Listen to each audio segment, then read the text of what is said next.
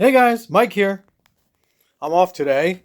It's raining and windy, so not much to do outside. So I'm up here in the attic shop working on the CARF Spitfire again.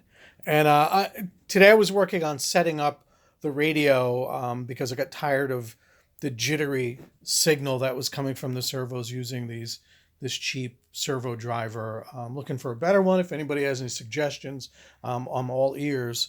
Anyway, so I bound the receiver to my new, love this radio. I don't know if there's enough light in here to appreciate it. First of all, it's a beautiful radio. It's the FrSky X20. They make this new series, the tandem series, and the X20, the X20S, the X18, and the X18S. And if I'm not mistaken, the only difference between a standard version like I have and an S version is that the S version has some sort of Bluetooth connectivity that I don't think I would use. This radio is so much smarter than me.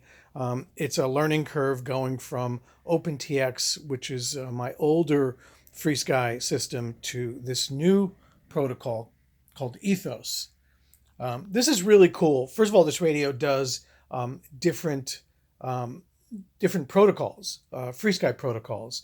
It does the old D series. It does it does ACCST, Access, and Tandem. This is the receiver that I've bound to. It's called a GRX8. It's pretty cool. It's actually very small. I mean, look at in my hand. It's pretty tiny.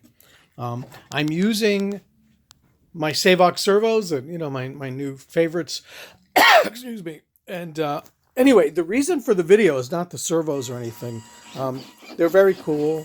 The servo and the aileron, which, man, I'm going to have to put a lot of expo in because it is fast and precise. It centers. Look at that, centering. I mean, it snaps right back. The reason I'm doing this video is, hang on, let me back up a little bit. I plugged in everything. I plugged flaps into channel 5 just for the setup, and I discovered something really interesting about this radio. All right, you guys just see the flap moving, but what you don't see, I'm going to move it into frame. I'm not doing anything. All I'm doing is rotating the radio. This radio is so cool. I don't know what you would use it for, but the accelerometers right now are controlling channel 5. Now, of course, I'll change that to a switch. But isn't that cool? I guess there's a use for it. I don't know what, but look at that. That's kind of cool. All right, that's really it. I just wanted to hook up the radio and see what was what. Everything else is working great.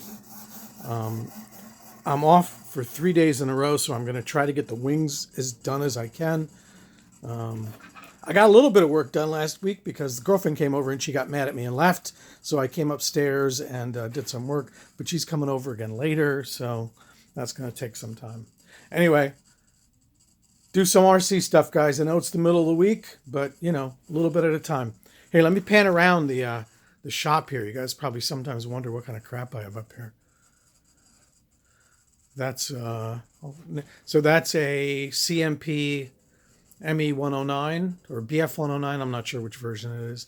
That's a VQ60 size Hurricane. In the back there is a Duncan Hudson, that Starburst, the red and cream.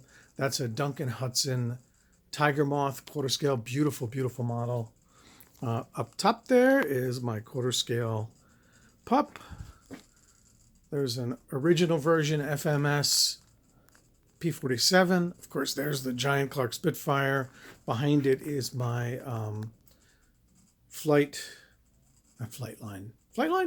Freewing, Tiger Cat. That is a stellar plane. If you guys ever have a chance to buy one of these at a good price, get it. It's one of the best flying models I own.